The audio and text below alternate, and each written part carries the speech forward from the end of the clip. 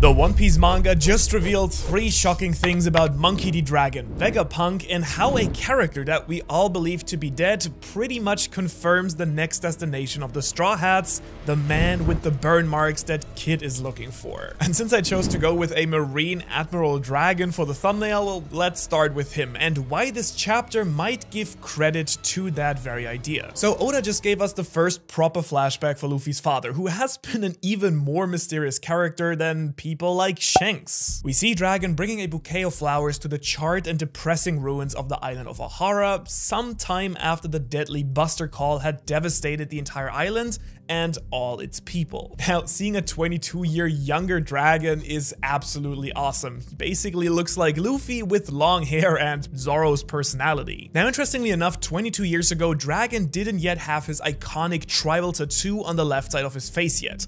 Instead, you can see a very similar looking pattern embroidered on his left pant leg. And we also get confirmation that Dragon is just about to found the Revolutionary Army the very same year the incident of Ohara happened. And it seems that Dragon knew Professor Clover, Robin's father figure and the head archaeologist of the islands. Now, I think it's a super interesting little detail about Dragon's past. He seems to have had a real interest in the Void Century and the past. We've pretty much always been suspecting that Dragon would have a decent amount of knowledge about the lost history and the ancient kingdom, but the manga has now pretty much confirmed this. Because this flashback is being told not from Dragon's perspective, but from Dr. Vegapunk's. Yes, the smartest person in One Piece was also on Ohara the very same day, also to lay down a bouquet of flowers in memory of Ohara and their work. And yes, we finally get to see Dr. Vegapunk's real appearance, and I will say that this mock artwork that my team made for him a while ago did hold up surprisingly well, but we'll get to that in just a second because, of course, Vegapunk's appearance holds a ton of hints and Easter eggs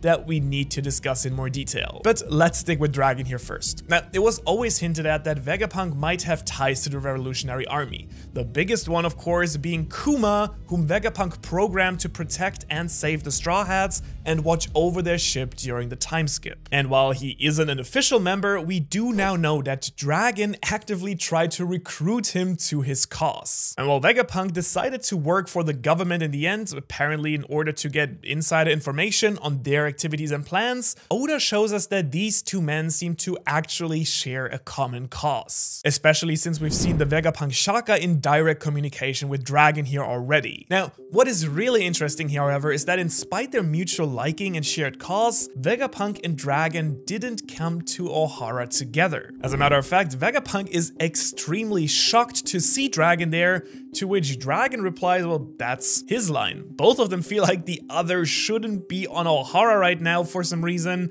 which brings me back to the thumbnail. Could this meeting on Ohara be a hint at Dragon being a former Marine or 𝙻𝚎𝚐𝚎𝚗𝚍 agent? After all, there are a lot of theories out there about just that. The world government making him the most wanted person in the world and #1 threat to their rule. Going to such extremes as putting him over people like Kaido and Big Mom suggests to me that they know things about Dragon and what he's capable of that other people don't. Monkey D. Garp, his father, is one of the biggest names in the Marines who we do know tried to actively recruit Luffy. Vegapunk comments how Dragon is someone who despises war, and in this chapter we see another former Marine who was chasing after the archaeologists only to try and save them in the end. Haguar D. Saul, who is actually confirmed to be alive and well on Elbaf. We'll also get to that part, of course. Now, Saul, just like Dragon, is a member of the D-Clan, a former Marine who became disillusioned with the government. And as we know, Dragon doesn't want to take down the Marines, but the Celestial Dragons, which would make sense if he had a lot of friends and, associates there. Now, overall, there are a lot of arguments for and against the possibility of Dragon being a former Marine/𝙻𝚎𝚐𝚎𝚗 member. If that were true, though, it would make a lot of sense for Vegapunk to react the way that he does here. If Dragon had betrayed the government just a moment ago and was about to found the revolutionaries, well, he should really stay away from an island that was burned to the ground for its forbidden research. So Dragon clearly learned something about the true history and the meaning of his D initial from these archaeologists, and he even says that he can't have Dr. Clover's death and the will of Ohara be in vain. In other words, Dragon has inherited accepted the will of Ohara, which, you know, it's pretty cool. Now, a really interesting detail here, hidden in the Japanese, is that Dragon only founded the revolutionary army after this meeting with Vegapunk. While Vegapunk is introduced as the head researcher on Punk Hazard, Dragon is not introduced as the supreme commander of the revolutionaries, as we now know him, but as commanding officer of the Liberation or Freedom Army, an organization that we have never heard of in One Piece before. Now, maybe this is just an earlier version of the revolutionary army, or it could also just be something else entirely. What seems pretty apparent though, is that the Revolutionary Army were a direct product of the Ohara incident. Dragon decided that he would do everything in his power until every last person in the world is subscribed to the Ohara channel. Okay, but what really was Dragon's connection to the people of Ohara? Now, it is plausible that Dragon was simply affiliated with Clover and got all his information about the world from them. However, I want to speculate here for a moment if there might not be a little bit more to that all. You might know where I'm going with this. After all, this chapter also heavily features Nico Robin and her mother Olbia. Quite a lot, actually. So let me just throw it out there. We don't know Robin's father, right? We do know though that he must have had black hair since Olbia's is white. And I think it would make for a ton of sense story-wise if Dragon was actually Robin's father. Think about it. I mean, yes, the incident of Ohara was cruel and terrible, and losing friends or acquaintances would make you hate the government. But would that really make someone who hates war as much as Dragon suddenly form a militant revolutionary group against the government itself? Well, losing your woman and child to the government's craziness surely would explain that pretty nicely. Plus, laying down the flowers would have an even more deep and personal meaning than it already does. Now, the reason why the Gorosei targeted Ohara was because they captured Olbia and her comrades at some point. Could they have targeted her because Dragon left the government? Also remember that Dragon was incredibly interested in meeting Robin and instructed Kuma with sending her to him. The revolutionaries who helped Robin at Tequila Wolf revealed that they had been searching for her for 10 years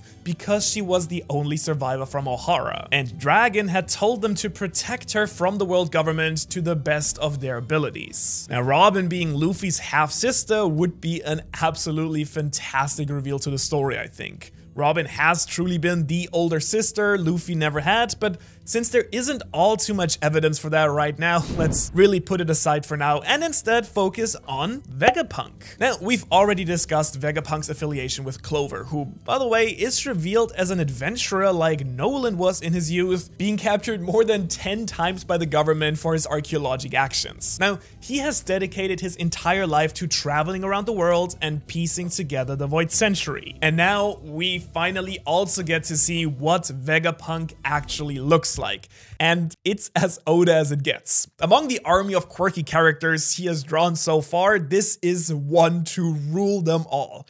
I can never unsee this.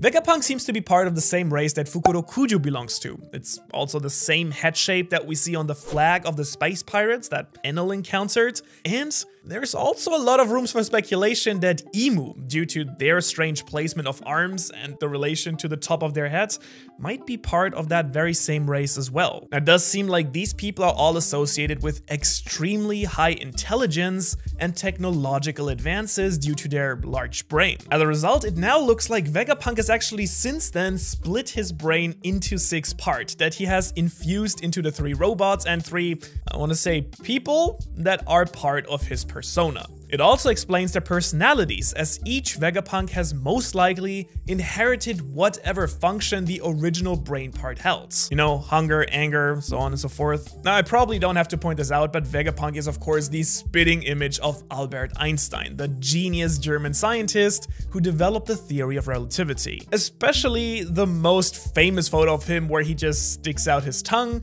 resulting in a permanent long tongue for the original Vegapunk here. And I was kind of thinking that maybe this race has an elongated head plus something else. I mean, Fukurokuju had elongated earlobes, for example. Now, the brain split thing also fits in very nicely into the Einstein inspiration. After Einstein's death, his brain was removed and split into parts for further research. That's a real thing that they did.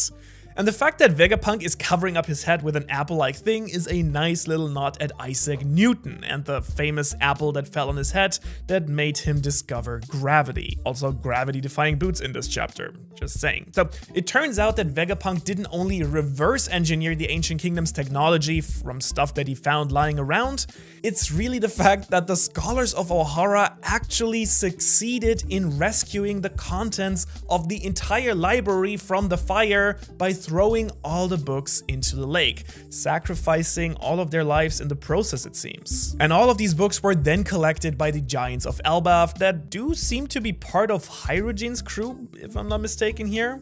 And it does look like the Giants of Elbaf are confirmed as another ally of the Ancient Kingdom here, next to Shandora and Wano, something that we already speculated. And it is actually here on Elbaf that Vegapunk is truly showing us his real genius. He learned all the knowledge in all of those books here by heart and started to get to work replicating its contents. In other words, everything that Vegapunk knows about the Ancient Kingdom and devil fruits, it's all thanks to the research of the archaeologists on Ohara. They figured it all out by themselves. The real Chads of the One Piece world, in other words. So Vegapunk is a real genius, just not in the way that we thought he would be. And he does seem to genuinely be a good guy that has been waiting for Luffy, though we're gonna have to wait and see about that.